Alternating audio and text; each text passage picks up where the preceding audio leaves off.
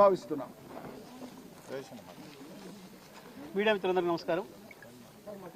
వాస్తవానికి జరిగిన సంఘటన దురదృష్టకరం. ఇది అందరికీ కూడా బాధను కలిగిస్తున్న అంశం. 6 రోజులుగా ఇంకా అందులో చిక్కుకుపోయిన కార్మికుల ఇంజనీర్ల ఆచూకీ తెలియకపోవడం అనేది మరింత బాధాకరమైన విషయం. వాస్తవానికి దీంట్లో మేము ఇప్పుడే ఈ ప్రాజెక్టు పూర్వపరాలకు పోదలుచుకునేది, కానీ జరిగిన సంఘటన జరిగిన తర్వాత ఈ 6 రోజుల ప్రభుత్వం యొక్క పనితీరును పరిశీలించినప్పుడు పూర్తిగా ప్రభుత్వ నిర్లక్ష్యం దీంట్లో కనబడతా ఉంది. సంఘటన జరగడానికి కారణం ఇప్పటి వరకు వాళ్ళు నిపుణులు చెప్తున్న దాన్ని బట్టి చూస్తే, ఇప్పుడు పెద్ద నిరంజన్ రెడ్డి గారు చెప్పిన దాన్ని బట్టి చూస్తే తప్పకుండా ఇందులో ప్రభుత్వ నిర్లక్ష్యం ఉంది.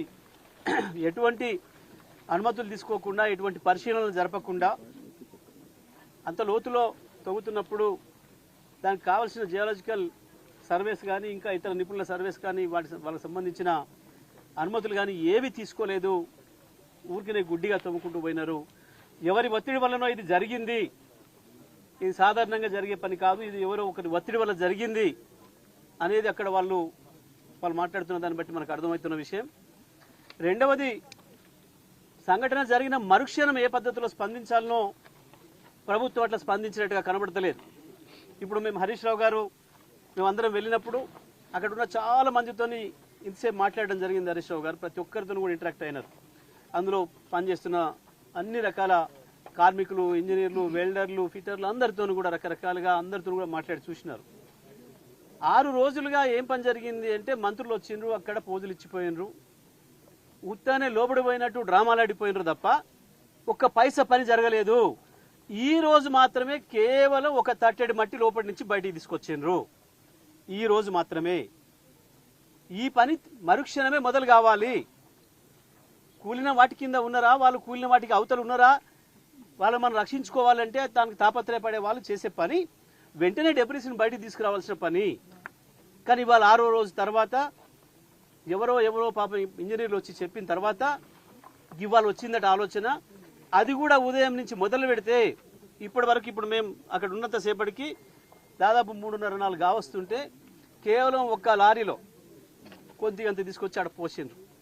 అంటే ఈ లెక్కన ఈ ప్రభుత్వానికి జరిగిన సంఘటన మీద ఏం సీరియస్నెస్ ఉంది, లోపల ఉన్న కార్మికులు, ఇంజనీర్లు వాళ్ళ పట్ల వీళ్ళకి ఏ ఆతృత ఉంది, వాళ్ళ జీవితాల పట్ల వీళ్ళకి ఎటువంటి అభిప్రాయం ఉంది, వాళ్ళ ప్రాణాల పట్ల వీళ్ళకి ఏం అభిప్రాయం ఉంది ఈ ప్రభుత్వానికి అనేది మనకు స్పష్టంగా కనబడుతుంది.